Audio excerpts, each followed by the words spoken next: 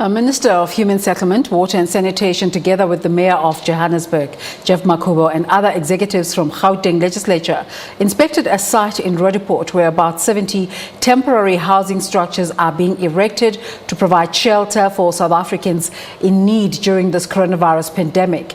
This initiative is in partnership with the South African Housing and Infrastructure Fund, SAHIF, that has pledged 50 structures to house 200 families. The CEO of SAHIF, Mr. Rali Mampeule, joins us now on the line.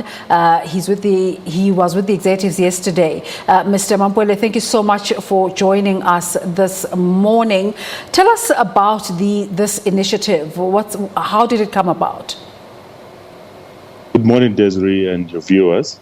What basically happened is that we, as you know, in the real estate industry, and we saw exactly what is happening on the ground in terms of people, some of them not having an opportunity to be able to do self-distancing because of where they stay. And we managed to speak to the board of SAHIF, and we then donated some shelters that are temporary shelters that can help people during COVID-19 and maybe even after, while the ministry is making plans to relocate the people. I'm going to ask my colleagues, because we don't have that footage now. The minister was posting on social media these structures yesterday. I'm going to ask our colleagues if they can secure those tweets to show those structures. They look quite permanent. What is the objective in terms of their usage after the COVID-19 outbreak? So, well, Desiree, the structures that we have are made of a rock-hard material, which is an alternative building technology that can last for about 15 years. And also there's an opportunity for that structure to, during summer, is cooler, and also during winter, it becomes warm. So if you look after the structure, it can definitely last you for about 15 years. So we're quite proud of the structure and the alternative building material that we've used on that structure. And we call it temporary because it's an emergency situation where we can help people to locate to those units. But these are actual structures that can last. These are structures that are used in places like Switzerland and the US. So who else, besides SAHIF, which other organizations are contributing to this initiative? So basically, we're busy talking to different stakeholders in the real estate sector to see if people can join us to be able to roll out this whole initiative around the country, and maybe look at other informal settlements. I mean, we're speaking to different NGOs, and we're obviously going to approach the Solidarity Fund and see if they might have an appetite to roll out this initiative and see if we can help some South Africans currently. Do we know when people can start moving in, or is this the government prerogative?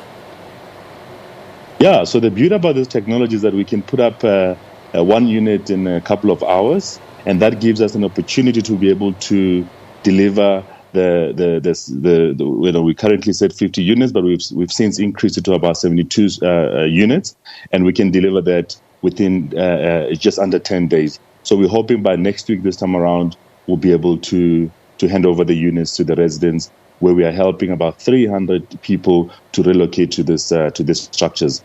And the beauty about them is that these are South African made.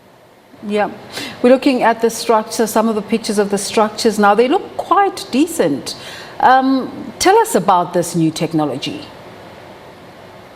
Well, the rock hard is a technology. It's an alternative building technology that essentially, as I said, it gets used in other countries like the US. However, inside you find that there's a fiber that has been installed inside. So it actually looks like it's a wooden structure, but it's actually not made out of wood. It's made out of a technology that is called rock hard.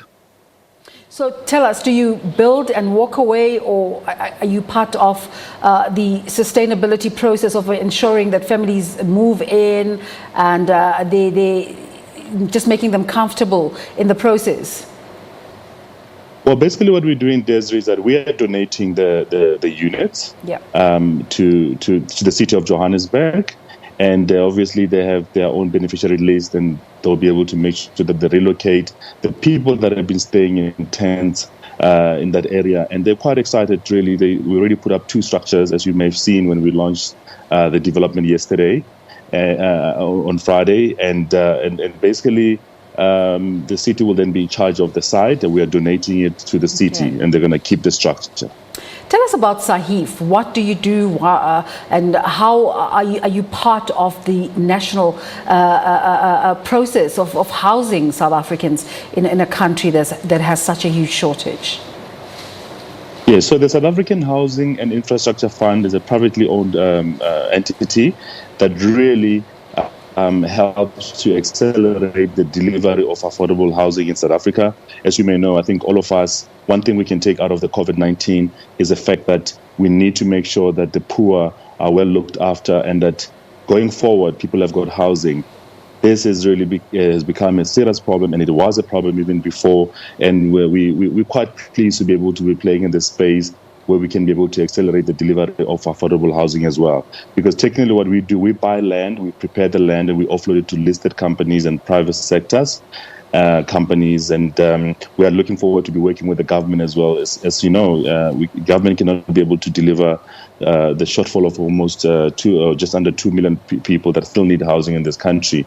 So they cannot be able to do that by themselves. So we want to help as SAHIF to address the crisis of housing in the country.